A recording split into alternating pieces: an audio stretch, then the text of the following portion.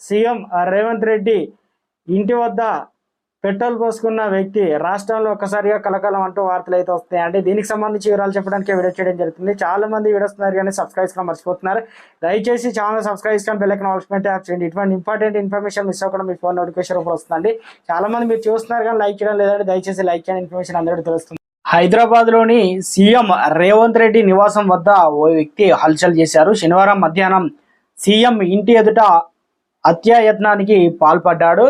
ముఖ్యమంత్రి అపాయింట్మెంట్ ఇవ్వడం లేదని ఒంటిపై పెట్రోల్ పోసుకొని కలకలం రేపాడు. వెంటనే అప్రమత్తమైన పోలీసులు సదరు వ్యక్తిని అడ్డుకొని అదుపులోకి తీసుకున్నారు. అక్కడి నుంచి నేరుగా విచారణ నిమిత్తం పోలీస్ స్టేషన్లు తరలించారు. పూర్తి వివరాలు అయితే తెలియాల్సి అయితే ఉంది. సీఎం రేవంత్ రెడ్డి అపాయింట్మెంట్ ఇవ్వడం లేదని చెప్పేసి ఒంటిపై పెట్రోల్ పోసుకోవడం రాష్ట్రంలో ఒక్కసారిగా కలకలం రేపింది. సదరు వ్యక్తి ఏం ప్రాబ్లం వచ్చింది, అసలు సమస్య ఏంది, అక్కడి నుంచి నేరుగా పోలీస్ స్టేషన్కి అయితే తరలించారు. విచారణ నిమిత్తానికి పూర్తి వివరాలు అయితే తెలియాల్సి అయితే ఉంది.